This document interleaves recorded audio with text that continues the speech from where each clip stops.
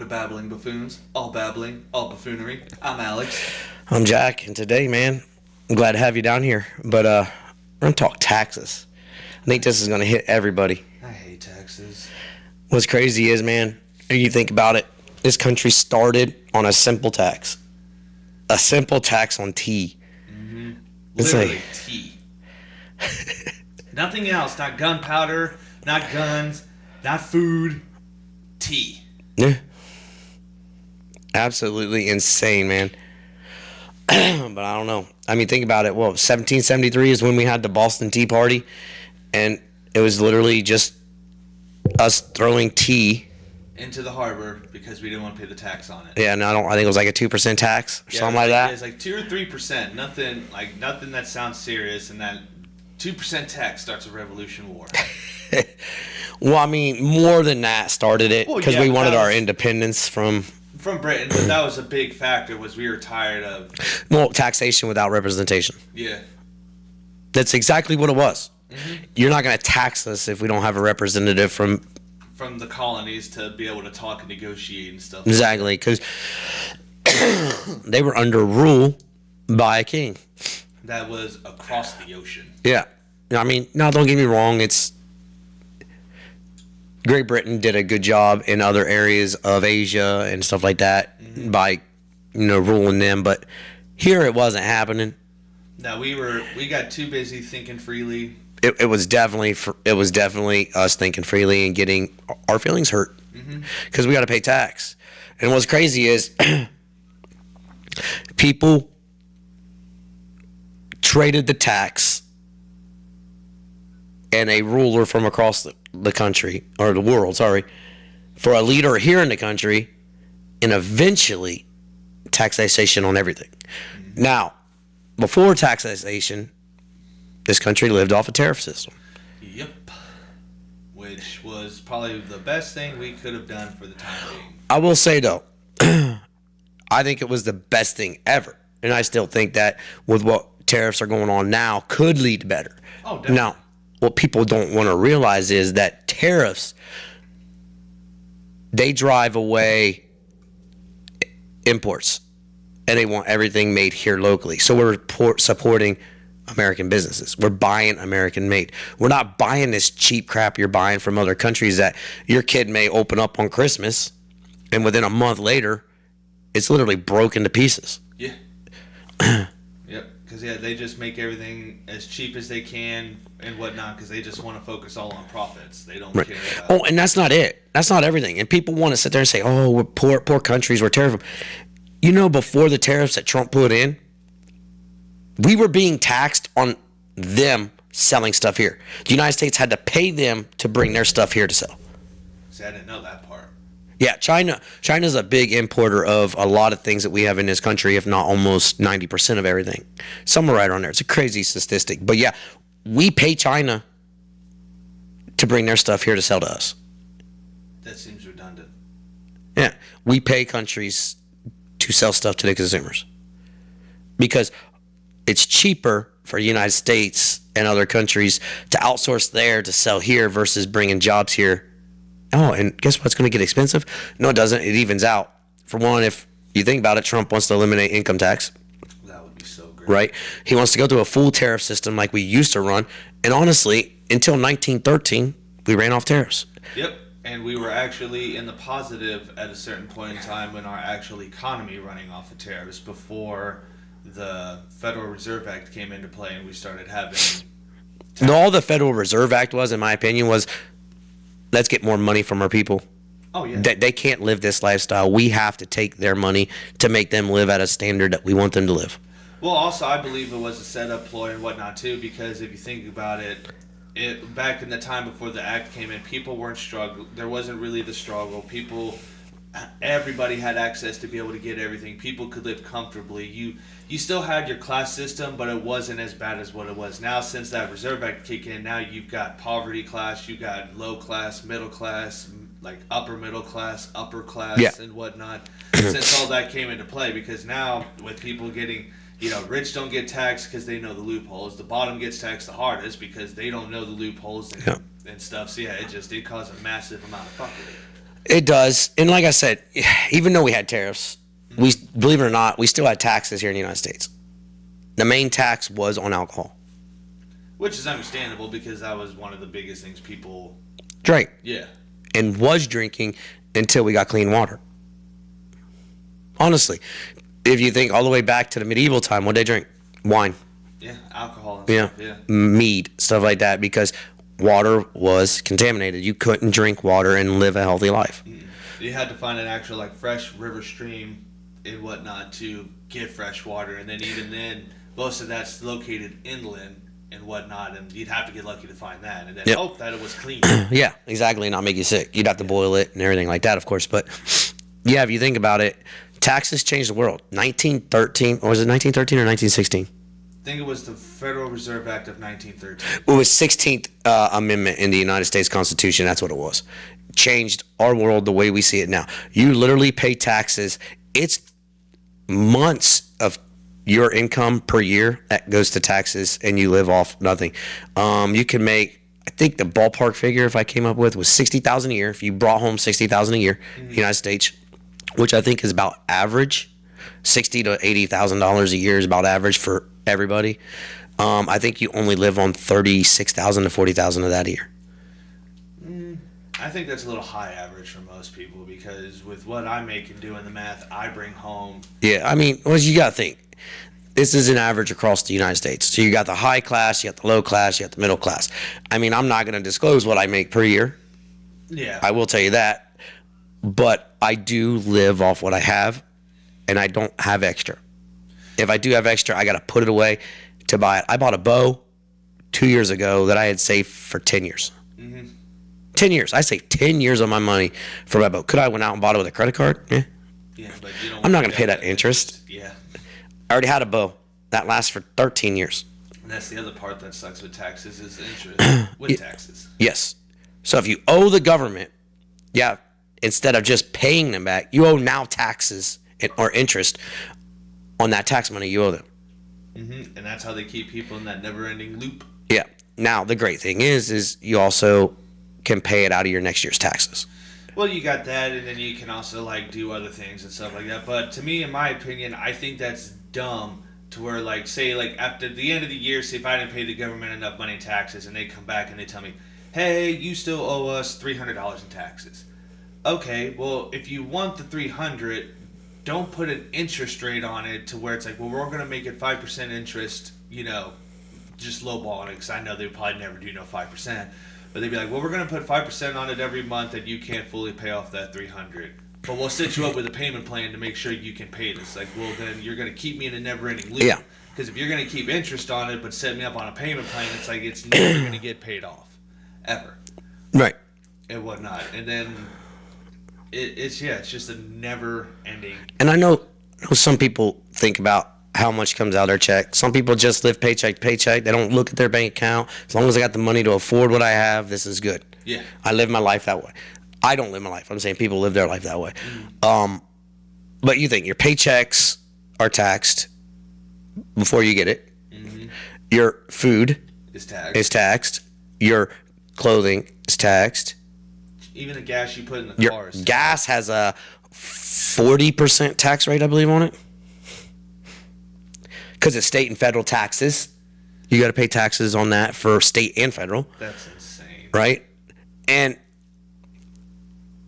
there's got to be a breaking point somewhere for these taxes. You have to understand. And I'm going to tell you right now, I think Trump is the smartest man in the freaking world right now. The Strait of Hormuz was shut down for 3 days, something like that. Yeah, I think. And in that time frame, 172 tankers throughout the world came to the United States and Venezuela to buy their fuel. And then within that small time frame, all of a sudden the canal's like, you know what, we'll go ahead and open up. We'll open back up. Yeah, because Iran knew if they shut it down or if it was shut down any longer, it's a done deal. The United States would be out of deficit, their $39 trillion deficit in no time, because most of those countries that depend on Iran's oil and the Middle East oil from Kuwait and all them, we owe money. And Trump's like, oh, you want our oil? Now, guess what? You're not just paying us the tariffs on everything that I got you tariffed on. Now your oil that you're buying here is going against our deficit of $39 trillion. And I believe, and I'm not saying I know Trump, and I don't know what he's thinking in general, but from what I believe he's going to do is he's going to use the tariff money to get rid of our national debt. Once our $39 trillion debt's up, tariffs are going to bring in trillions a year. I think that'll eliminate taxes. But what I would like for him to do, instead of eliminate taxes on us working class, I would love for him to end property taxes on retirees. Yeah. Increase their cost of living that they get every month off these tariffs. And I would love for him to start putting money back for our wounded veterans and retired veterans in our country. Let's take care of the people that mean more to us than me right now. I'll pay my taxes. Yeah. I'm okay with it. I'm doing it already. It's going to save me, $500 a month or $500 paycheck or whatever that may be. I don't know what it is. I'm just spitballing. Yeah. But I would rather the elderly be taken care of and our U.S. soldiers. I definitely agree with that. Let's take care of them. Because my thing is without the soldiers that defend the country, we wouldn't have the country. And that's the thing that pisses me off that I see when people insult soldiers or say, what you're doing is wrong. It's like, you do realize that without a military, a country does not exist. You can have a government, but if that government doesn't have a way to protect the country, there is no country. Right. And the way to protect our civilians here is not just with our army, but our Constitution. When our Constitution gives us that Second Amendment, for all the people that's out there that's on the left and that are against guns, don't get me wrong, my daughter is, I'm not going to bust her age out. She shoots, she hunts, she's young. Her mom hates guns. Her mom married me knowing I loved guns, knowing I hunted and did all this. And that keeps most countries at bay from coming over here, is not just our military. Our military may not even be the strongest in the world per se, but come to the United States and you'll get messed up.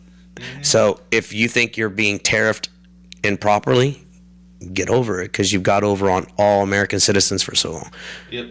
Because just for the fact of the matter is that you can look out through history. Any country that initially where civilians had weaponry and the government came and took weaponry, they then became dictatorships, and then the civilians were always like, we lost our guns, but there's no way for us to do anything and whatnot. Then you got countries that, that civilians never had weapons and the military controls everything because they have the weapons. And they've even said that if we had a way to fight back, we would, because I've seen videos where reporters and stuff ask, like, why don't you guys do something? Why don't you take charge? And they're like, how?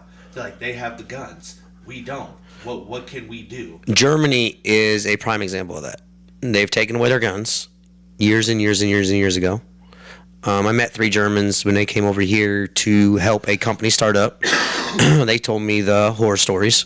Being over there, you'd much rather be shot to death than stabbed to death, because stabbings are increasing over there.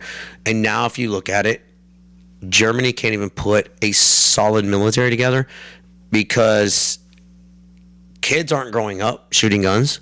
Yeah. They're not falling in love with the idea of, man, I could do this for a living. I can go into the military and actually protect my country, my household, our way of our ideas, our ideology, our religion, whatever it may be that drives them that way. Yeah, you've literally taken it away. And now with the insurgence of different cultures always wanting to be melting pots in all these countries and everything, because you have all these cultures moving from countries to better themselves. These other countries that are moving to this country, like our country, use it for example. We have countries coming from South America, Africa, Asia, Europe. They're all coming here. Yeah. Why do you think they're coming here? To better life. What gives us our better life? Our Constitution. Now, here's the problem. They get over here because they're fed the American dream. The American dream is taxation. Yeah. Dude, we're taxed so much money. Yeah, because the American dream pretty much is you come over here, you can have the life you want to a degree you choose to build, but expect to get taxed it. Yeah, like you said, get taxed the hell out of it and whatnot. Yeah, I talked to somebody yesterday at work, and they literally told me America is too expensive to live in, and unfortunately, their country they're from is getting the same way. because their government wants to tax everybody on everything. And it's just getting too much. Well, and also don't help too that they want to constantly keep putting in loopholes and tax cuts and stuff for rich people to keep their shit. And here's my thing. I know for a fact that there is a way you can tax stock. I know for a fact that there's a way they just choose not to do it. Because I get the point where they want to use the excuse, well, it's a certain, I forget the term, but it's an asset where they're like, it can be up, it can be down, it can do this. Okay, that's fine, but my thing is this. If you can turn around and take that and use it to purchase something, then it has the ability to be taxed as well. It is taxed when you withdraw it, because I used to do But stocks. I'm saying in general, like, people will be like, oh, I'm worth $400 billion, but it's all in stock. So it's like, you know, for right now, we can't tax them because as of right now, it's all in the stock stuff. But then all of a sudden, it's like, well, I want to go buy this company that's $40 billion. Well, let me sell some of my stock here and whatnot, or use this as collateral to buy this company. It's like, wait, so it's like you have an asset, you know, that you're saying you don't have that we can't tax because it fluctuates, but then you can turn around and use that asset to go and buy something as if it was like money or something. And it's like, wait, so it's like when we want to tax you, no, I don't have it. But when you want to get something that's, oh, I do have it. You know what I'm saying? Like, that to me is like... Well, you have to also think, right, with taxes, I don't think our country would be where it's at today. I don't think we'd have the big economic boom that we had back in the 50s, 60s, and 40s. You know, I think that when it boils down to it, a country can run out of money when they go to war. What's the easiest way to get that money back? Taxes. We're just going to tax people to get it back. But if you got people to work to tax them, then you see what I'm saying? Yeah, exactly. But I don't know, man. I just want taxes to go away for certain people. I agree they should go away for certain people. My thing is this, even if they say they can't go away for certain people, okay, charge them 1%. Don't even hit a 2. Don't hit a 1.5. Just charge them 1%. I mean, if you have to, like, you know what I'm saying? If for some reason they couldn't completely abolish it, which they would come up with 1,001 reasons, excuses as to why they couldn't, okay, then just 1%. Give them the lowest percentage possible. Oh, your property taxes is, say you pay $1,000 a year in your property tax, guess what? It's only 1% now, you pay $10. I don't even agree with that. And here I'm going to hit you with it. Farmland is still taxed. It's not a high tax. Not what you would pay. Say you own 50 acres of just land. Mm-hmm. Woods, grass, whatever. Farmer owns 50 acres of land, and he can farm it for food for our cattle, our stores. Yeah. God knows we eat more crap in the store now that's made of soy, which is not good for you. No. He's still taxed on his land. It's a break. There's a break on that land tax because he's a farmer and he's helping out. Mm-hmm. But he's a farmer.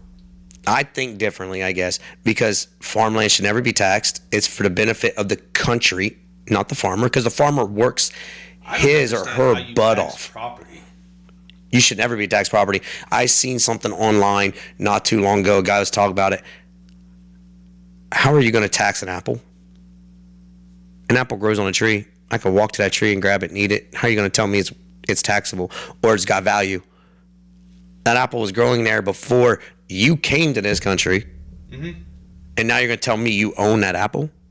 And I agree with that, and that's what I'm saying. That's what I'm saying don't make sense. Like, I never understood property tax. It's like, if I bought the property and I'm already paying you taxes, you know, from my paycheck and all this other stuff, explain to me why I need to pay taxes on my property. Because and you're paying interest rate on that property if you're paying it off still.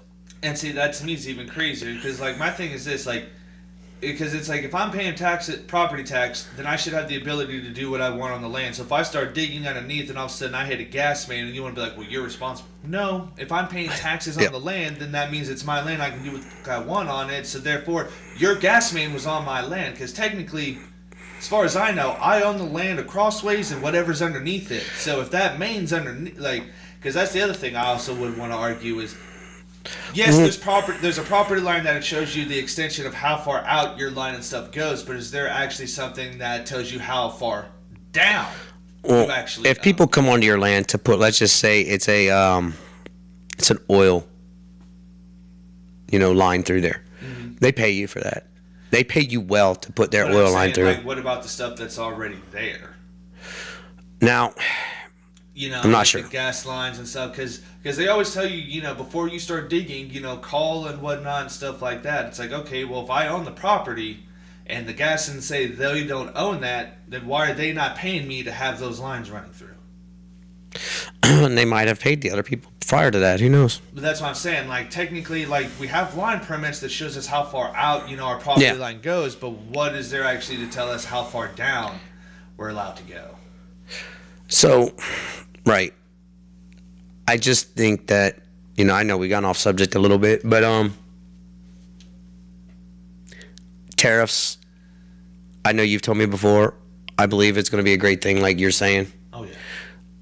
Taxes, if you're going to continue to tax people, fine, but let's take care of the elderly. Let's take care of the veterans for our war. Actually, how about this? Let's go one more step forward. People that's actively serving in the war, let's take care of their families. Yeah. That's left back here or living abroad. Let's take care of them. We should. Straight up. And then another thing, take care of our farmers. Because there's not many out there. Nope. Because when they stop farming, we're done. You're going to be eating more processed synthetic stuff in your body, which will cause cancer, cause early death, everything like that. So, yeah, to tie it all in, taxes are bad, tariffs are good, and Trump is the most brilliant man in the United States right now. Because 172 oil tankers coming here to buy gas is gonna alleviate a lot of pressure off of the world itself. I don't want the world to fall under an oil shortage, which are saying mid-April, May, sometime around there, our oil supply is going to run out. No, it's not, dude. It's not going to run out. We're going to run out of the cheap oil, the easy stuff to drill. You're not going to run out of the stuff that Canada may have. That's going to cost a fortune to drill for, or deep ocean drilling. It's about to say it's also not even that too. It's the fact of the matter is they say they're going to be out, but the question is are they out of the first stockpile of reserves? No, they said somewhere right around Russia has enough reserves itself to last their country 40 to 70 years.